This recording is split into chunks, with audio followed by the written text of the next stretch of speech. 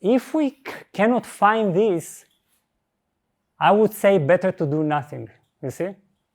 If we need to find this flower inside us, it's the flower of creation that actually blooms more beautifully when there is no desire.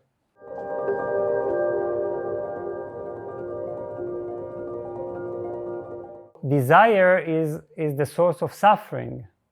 Desire, attachment, right. Now, if you let go of desire, does that mean that you stop being creative? I think that we have known many figures in these traditions that have preached that and have been extremely creative. Wasn't the Buddha creative? The Buddha created a sangha, a society of monks, of hundreds of monks, taught kings, and developed a complete path of enlightenment, very detailed, and his sermons, his speeches were shockingly creative and complex, which means that he created, right? He created a planet of Buddhism. Look, we're speaking about him now, 2,500 years from ago.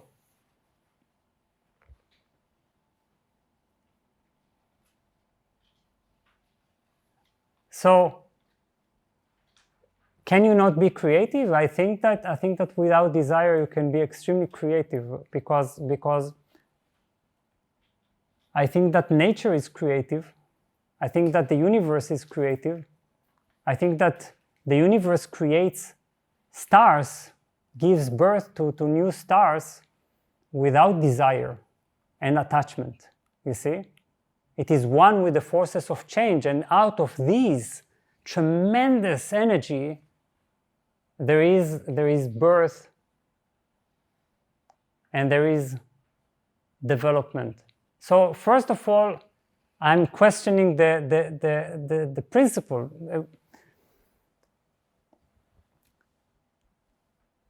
Perhaps in our present society, many people are driven, but this was also, by the way, in the past, driven by egoic wishes for success, for fame, for being somebody, and this has made them do things. Now, is this the only source of creativity? If I learn to rely on this, then it means that I'm completely stuck in samsara, completely stuck in the world of suffering, in the world of appearance and disappearance. But does that mean that if I let go of my desires and attachments, I stop doing anything? That, I think, is also a form of ignorance. So the question is, is there a middle path between letting go of desire and attachment and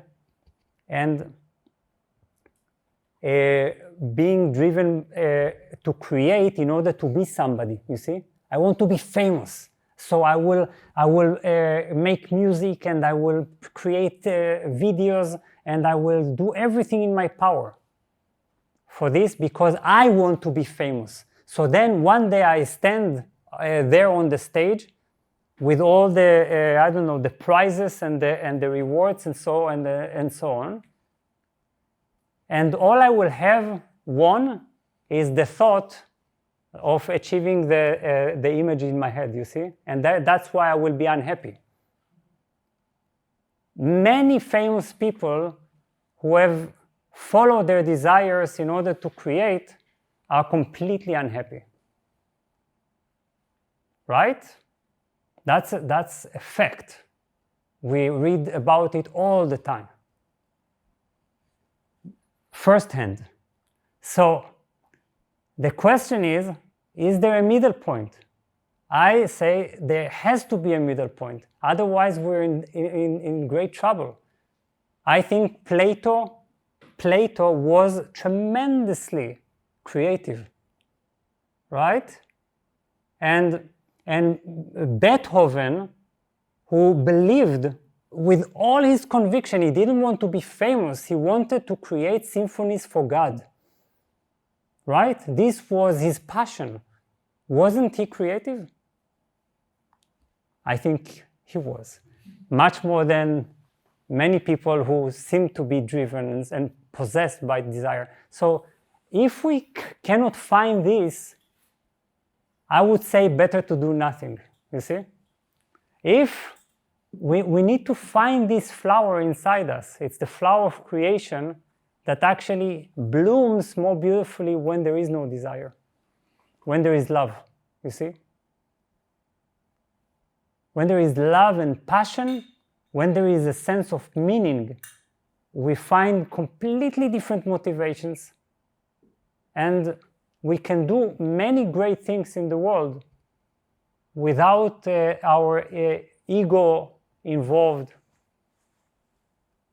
at all.